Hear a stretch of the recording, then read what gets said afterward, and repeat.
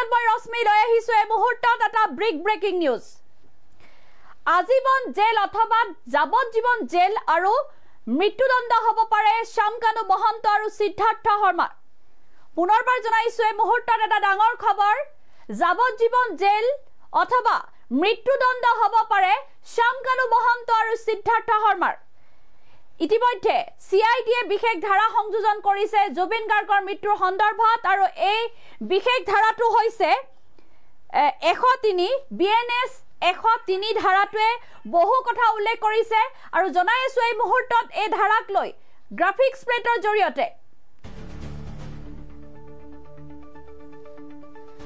আজীবন জেল অথবা মৃত্যুদণ্ড হ'ব পাৰে শ্যামকানু আৰু সিদ্ধাৰ্থৰ সিআইডিয়ে জুবিনৰ গোচৰত সংযোজন কৰিলে বিএনএছৰ 103 ধাৰা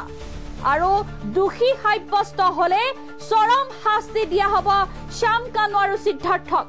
পুনৰবাৰ জনাইছো এই মুহূৰ্তত এটা ডাঙৰ খবৰ অসমবাসীৰ বাবে এটা ডাঙৰ খবৰ জুবিন অনুৰাগীসকলৰ বাবে এটা বিশেষ গুৰুত্বপূৰ্ণ খবৰ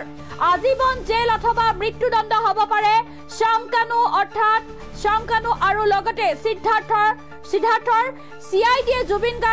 জুবিনৰ মৃত্যুৰ সন্দৰ্ভত ইতিমধ্যে গোচৰত সংযোজন কৰিছে বিএনএছৰ 103 ধাৰা দোষী সাব্যস্ত হলে চৰম শাস্তি দিয়া হ'ব শ্যামকানু আৰু সিদ্ধাৰ্থক আৰু সকলোতকৈ ডাঙৰ কথাটো হৈছে বিএনএছ 103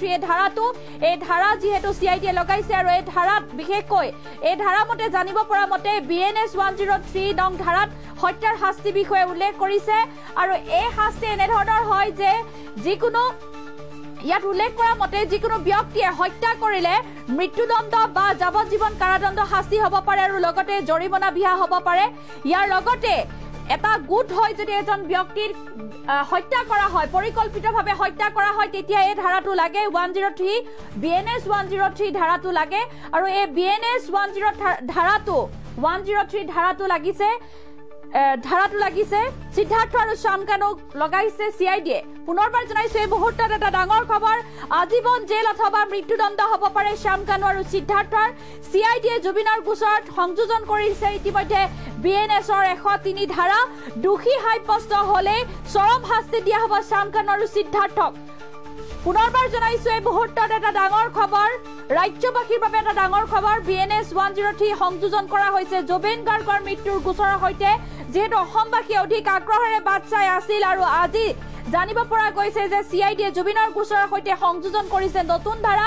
বিএনএছ 103 অৰ্থাৎ 103 ধাৰা সংযোজন কৰা হৈছে এই ধাৰাৰ অৰ্থ হৈছে যদি দোষী সাব্যস্ত হয় মৃত্যুদণ্ড অথবা যাৱজ্জীৱন জেল হোৱাৰ সম্ভাৱনা আছে